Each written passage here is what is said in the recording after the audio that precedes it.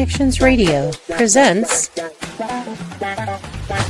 this episode of the PR Connections podcast is brought to you by Classy Communications PR and Advertising. Classy Communications provides public relations and marketing solutions for businesses, professionals, and nonprofit organizations. They can deliver the true meaning of your business with press releases, social media marketing, web development, email marketing, book publishing, and much more. Wherever your potential clients are, they can help you connect with them. Visit classycommunications.net to learn more about their suite of services that can help your business stand out from the rest. Classy Communications is your solution for business success. Hello, everyone, and welcome to the PR Connections Radio Show here at prconnectionsradio.com, the voice of new media. My name is Guy Dawson, and I am your host. And today I'm going to be speaking with a friend of mine who is really making an impact in the community through service. Really vital service in any community. He is a foster care advocate and a businessman. His name is Trenton Brisco, and we're going to talk a bit today about his service, his upcoming podcast. Welcome to the PR Connections Show, Trenton. Guy, thank you so much. And so you and I, we have connected recently because we both have a passion that I think is in alignment, and that is to make the community a better place. We have different approaches to it, but the nonprofit sector is something I know that's very valuable for me, something that I am very passionate about, and I know you as well. The way that you have gotten involved in the nonprofit sector is through a nonprofit organization that you are running here in Vegas. Would you like to talk about that organization?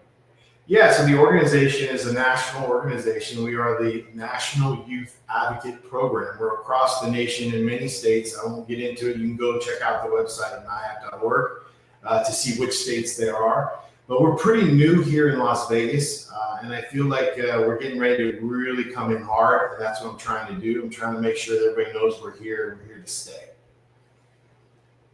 And foster care advocacy, I mean, it's such a, as I had mentioned before, I don't think people realize the extent of the importance of having resources for for children who are going into foster care. And of course, you also need to have adults that are willing, families that are willing to bring children in. I know you have quite a background as a foster care parent. Will you share with us about children that you've worked with as a foster care parent? Yeah, you know, I at a young age, I always said that I wanted to foster children. I had no idea why. I just always wanted to do that. And as I got older, I realized that, you know, I'm not married. I don't know what I'm doing. I guess I'm never going to have foster children until I started working at a mental health agency who decided that they were going to have a department in their agency that was going to be for foster care. When I found that out, I was like, oh, wow, I want to work at one of their homes. I want to be around those kids because that's what I've always said I would do. And one of the amazing people, Barbara DeCastro, who's no longer in Las Vegas, but she helped me see that I can do it as a single man. And a lot of people don't realize that you can do it as a single person. People say, well, don't they need to have both their parents? Well, yeah, but you know what? One is better than none. And they're all sitting in Child Haven without a home, without a loving home, without someone who's giving them what they need. So I stepped up and I started doing it. At first, it was very different. You know, I had to stop my lifestyle. I had to become instant dad. And once you do that, at first, it's I don't know if anybody ever has seen the movie Family Man with Nicolas Cage, where he's this guy that's, you know, live in the high-rise apartments, and then he wakes up one day and he's got a family. And that's pretty much what it is for someone like myself. And there's others that are like that as well, that it was just instant change. And after a couple weeks, just like a new job, you adapt and you kind of catch it. And then you start to realize how amazing it feels to know that these kids, some of them don't, but a lot of them appreciate you more than your own children. Like, because they've been through it and they know that you don't have to take them in, and you are. And that means a lot to them, especially when you're doing it for the right reasons. And that's what I'm looking for. I'm looking for people that want to do it for the right reasons, that can see what it is that it takes to become a foster parent. So I had 42 boys come through my house in 7 years. It wasn't planned that way. I didn't plan to just, it just happened. And they started giving me the older kids because those kids tend to run away a lot. And they did. They ran away a lot, which is why I had 42 kids come to my house.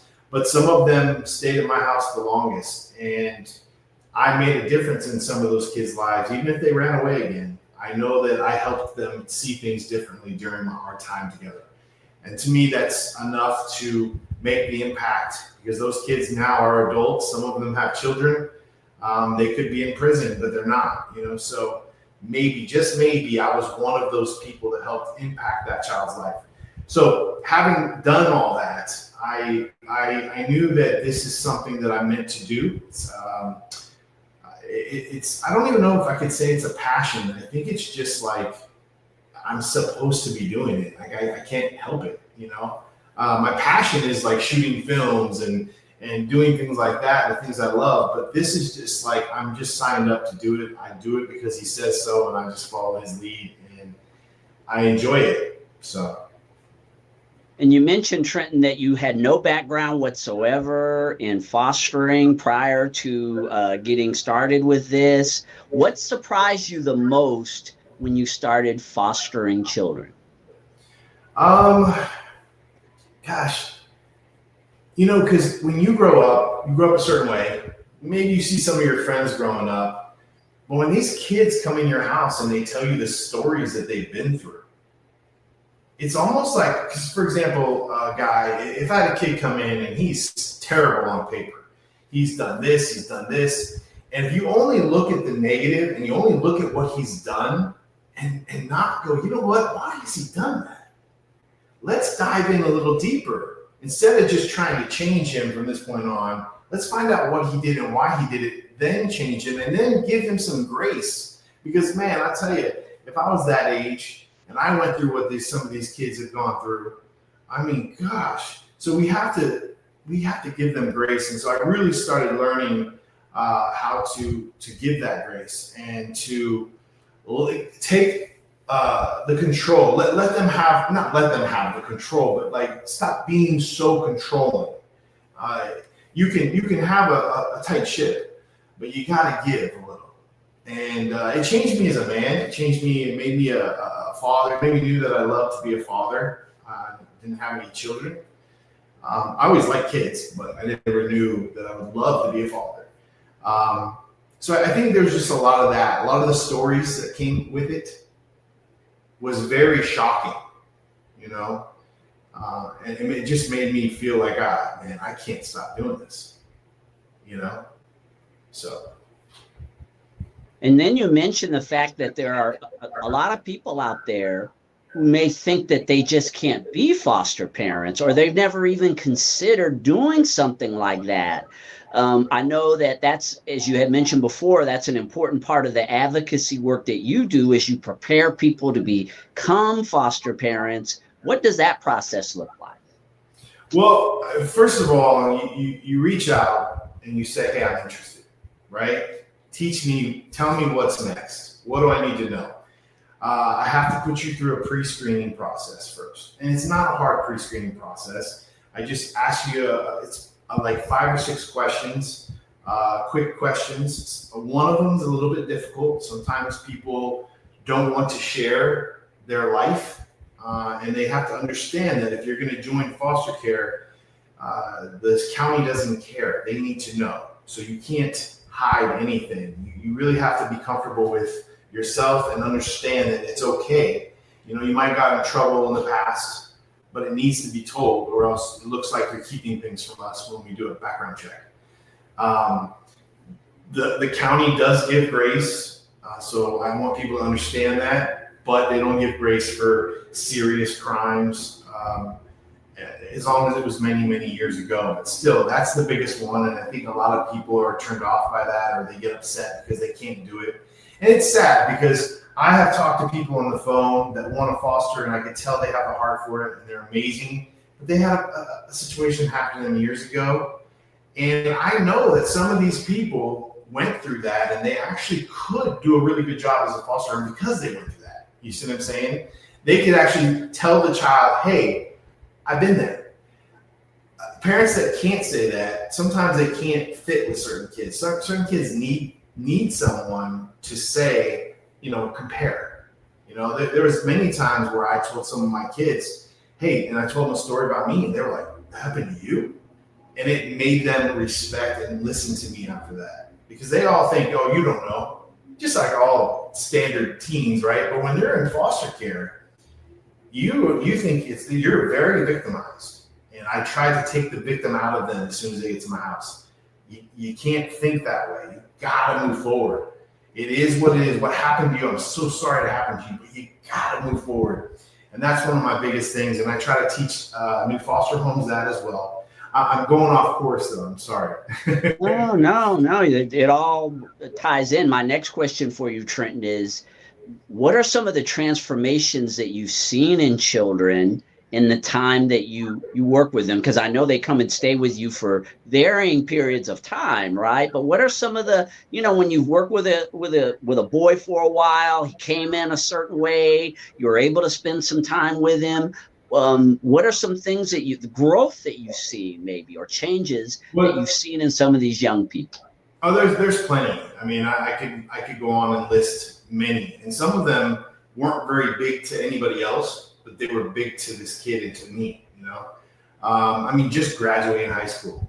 Majority of the kids that go in foster care do not graduate high school.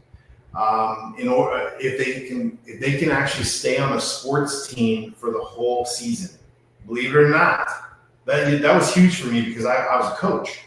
And I tried to get these kids to play sports. I'm good at that. They could not do it. There's an issue there. And I try to explain to dads and parents, I know you want these kids to play sports, but I need you to understand them first. They don't like to let you down. So if they strike out, it's a lot harder than just your typical strikeout, right? They are letting down everybody around them, and they crumble, and they want to be a star every time they do anything because they want to be on a pedestal. There's a thing called reactive attachment disorder, and I'm not saying that I'm going to say that every kid has it, but if you look at what reactive attachment disorder is, it's when you don't have your parents, right? I won't get into full depth because I'm not a doctor and I'm not supposed to be doing all that, but they're reacting because, like for example, they're getting yelled at. They automatically think, so a coach yells at them, right? Which is a typical thing in sports. They automatically think the coach hates them now and that they're going to get kicked off the team. Where does that stem from? That stems from my parents don't like me. They don't even care. I'm losing my house. You see what I'm saying? So it all kind of blends. And then what happens is as they get older, I'm going to fail anyway, so I'll just skip school. I'm going to lose my job anyway, so I'm just going to quit. She's not going to like me anymore by next month, so I'm going to dump her. And it's just a cycle. And so we need to front run that cycle and help these kids see how to make the proper changes at a younger age. So I teach all my foster parents about this stuff because I had 42 come through my house, and I'm telling you, all of them but one stayed on the sports team for a whole season.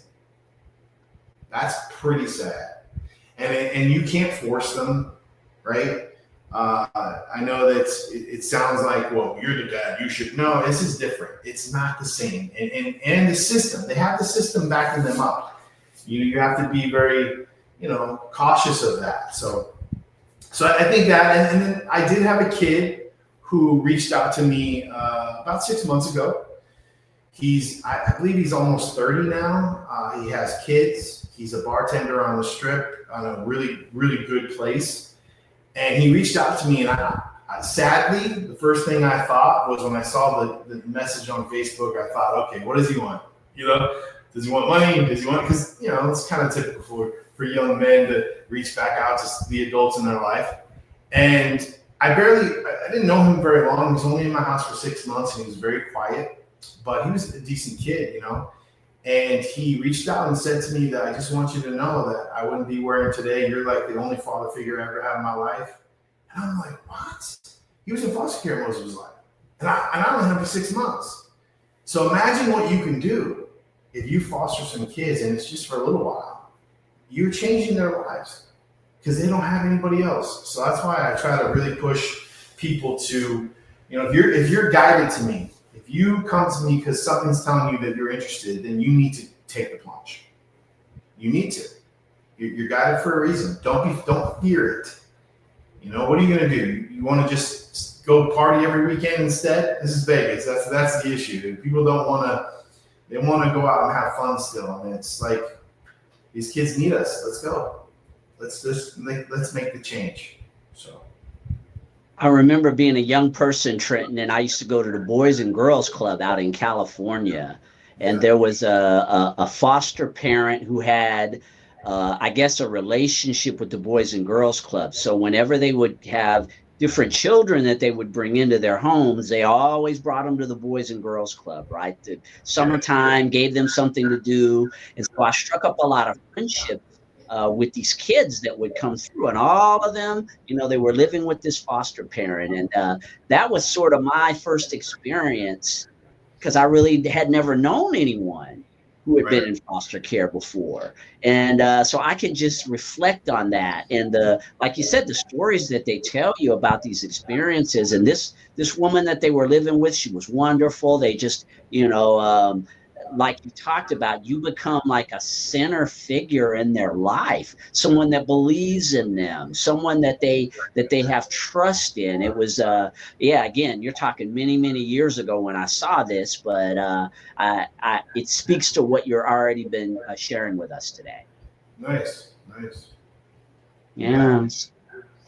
Yeah, so one of the things that I had mentioned earlier on is that we are going to be bringing a podcast to the network featuring Trenton related to foster care. Would you like to share with the audience about what obviously you're going to be talking about the foster care system. What else can they expect to hear when they tune into your new podcast, Brisco Bridge to Foster Care? And I think there's a little more to it, isn't there? Yeah, it's the Brisco Bridge to foster care in Nevada. Because every state has different things, and I don't want to quote things and be wrong for other states. But overall, I'm going to try not to quote any details. I'm going to really speak from the heart. I'm going to talk to people about the system. I'm really going to kind of, in a sense, talk about things that I get asked all the time when I talk to people on the phone that are inquiring about becoming a foster home. So I want to start answering those questions now so that people know if they want to do this or not. I find it that about 100 phone calls of people interested, only like 20 of that 100 actually move forward, and only about 5 of those 20 move forward again. So, and I think what happens is all the stuff that I'm going to try to do on this show, it overwhelms them, and it's in a short period of time. So if I can spread this out and you want to watch this every week and take your time and no pressure, nobody's calling you, you haven't called me, and you wait and you watch each show. And what I'm going to do is I'm going to bring a person that is worked in the system in some way, shape, or form, so we can talk about what they do, talk about their experiences. I'm even going to bring an ex-foster kid on the show who wasn't in my house, but he hung out with my foster home, and we did stuff with him. He was in our MMA training stuff. So he's going to come on the show, and he's going to give his 2 cents as well. I have a ex-CPS worker. I have an ex-case worker that's now a motivational speaker. So I'm going to bring people on that are going to have something of substance. I even have an ex-foster, a woman who's now a grandma, but she was in foster care, and I want to hear her stories. And it's all going to be positive, and I've already told some of my guests that if we do pop out a negative, because you know what, in the system, stuff happens, in every realm, stuff happens. For every negative, there's going to be 2 positives. So we cannot stay in that negative realm at all. But I think the show is going to be very different. I think people are going to, the right people are going to want to watch. And I just want to disclaim that, I'm not perfect. Nobody is. I'm doing this with my kindness in my heart. I'm not trying to do anything but make sure that these kids get quality homes and taken care of. And that's all I'm here for. So if you want to twist anything that we do on here, that's on you. I just have to say that because there's always somebody, and I want to point that out. But yeah, so that's that, Guy. What do you think? Yeah, no, I really feel that the education that you're going to provide, Trenton, is just going to be valuable. And like you said, it's sort of a numbers game.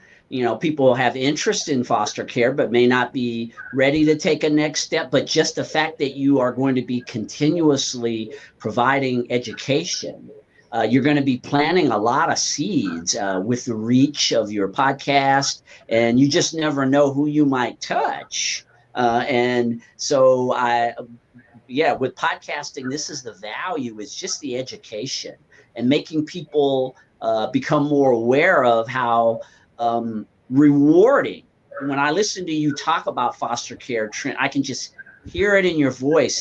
You're very rewarded. You've been very rewarded by the experience of fostering children. And if you could, touch people's hearts to where they get that same type of feeling, maybe just tuning into your podcast one day might stimulate someone to say, hey, I'd like to take a look at this. You never know. Podcasts nowadays are the way, one of the ways that people get their information. And so we're really excited here at PR Connections Radio to be able to give you a platform that allows you to be able to reach out to people and share the value of something that I think is really important in all of our society. And Guy, you said something that I want to make sure I land on that. This doesn't just change a kid's life. It doesn't. It changes yours too. It changes yours, and you get a new family out of it. And even if their mothers or fathers come back into their life, if you play it right, you're in their life too. And now you have another family member in your life, if it works that way. And it can. I'm still friends with 3 different foster parents that are 3 different birth parents. So it can happen. But another thing too, if you are a listener or you are a viewer and you're watching, just know this: if you can't foster, you can always give back in other ways. Like I'm going to be doing an ongoing brunch as well, and that'll be an informational brunch where they get to come out, and I'll put that out there when a spot is opened up. If anybody listening, if you have a restaurant and you'd love to have me, we would love to be there. We are a nonprofit. We will pay for some food, but we'd love to be there here in Las Vegas. And then an ongoing brunch every Thursday, I can give you the information on top of the show, right? And then we do like a You're a Star event where all the kids, if we can get them to come, they come and they go through this event where they're a star and they get treated like a star. We're going to try to do that every couple months. We're going to be doing the backpack for back to school events. I want to do a Christmas event to give back to the kids for Christmas. So I might need you for other things. If you're like, what, I'd love to help. My heart is here, but I don't want to take kids in my house. Then join me to help me. We need all the help we can get in this whole thing. So if you can do that, then that's something, and that's helping. I often get that when we talk to the people on the phone. They're like, well, I don't want to foster. I just don't think I can do it. I'm like, well, then what do you want to do? Let's go. So just know that, you can always find something to fulfill and make your heart feel like you gave back in some way, shape, or form. Yes, volunteers are so critical for the functioning of a nonprofit organization and a movement like you're leading here in Las Vegas, Trenton. And so, for those of you out there, it doesn't necessarily have to look a certain way. There are ways that you can contribute to the foster care system through Trenton's nonprofit organization, and other ways than you can donate financially, your time. And so, yes, I would say, please, his information is on the screen. Please reach out to Trenton if you'd like to contribute. Yeah, and Guy, I have to make this clear. At NIAP, National Youth Advocate Program, we do not take any donations of money. All we do is you can join us and give us your time in some way, shape, or form, but we do not take donations.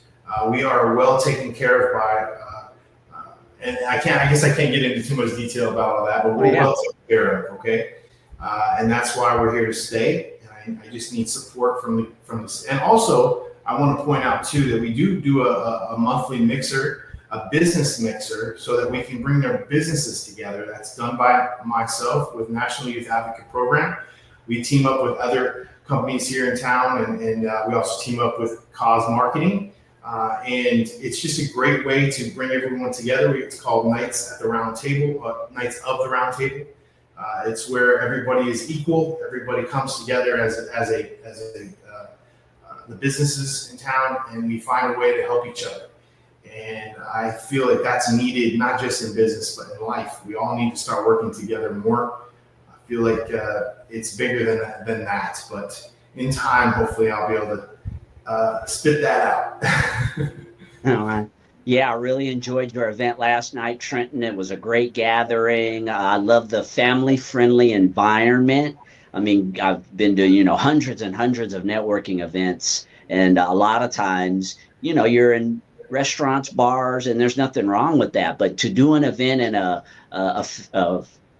family-friendly environment like we were in last night, really, I just thought that fits so well with what foster care advocacy represents. And I see you having nothing but success with your nonprofit organization. Again, we're really looking forward to contributing to your success with the podcast that you're going to be having on our network. Sounds good. I appreciate you. And so you're going to be airing on Friday. What time on Friday? We're going to be Fridays at 9 a.m. And it will be starting June 6th. My first guest will be Maria Jacoby. She used to work in the system on the back end, DFS and CPS. So I went to college with her. We had a criminal justice degree together, and we've been friends ever since. So.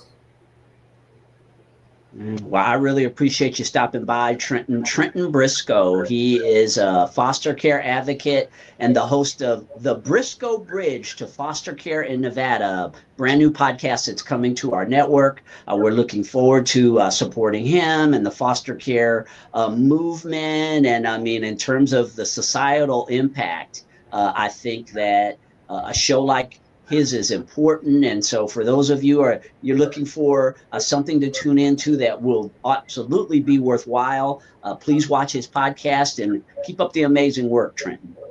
Thanks, Guy. I appreciate your support.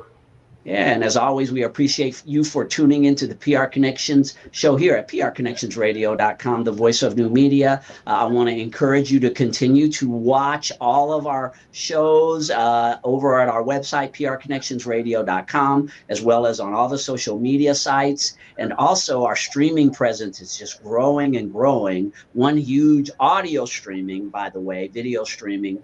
We've been really engaged in that for the last 5 years. But over the last 6 months, we've gotten into audio streaming, and we're starting to do these audio streams on some of the biggest platforms that are out there, such as Spotify, Amazon Music, Apple Podcast, iHeartRadio, Deezer, and so many more. There's about 20 different platforms that you can go on to listen to this podcast, as well as watching it on our social media sites and our website, as I mentioned. So please tune into our podcast on your favorite audio streaming platforms as well. I hope you have a fantastic day, and I look forward to coming back on the air sometime soon to interview another interesting person like Trenton Brisco. Take care of yourselves and have a fantastic day. PR Connections Radio thanks you for watching this podcast. Check out more episodes of this show and our others at prconnectionsradio.com.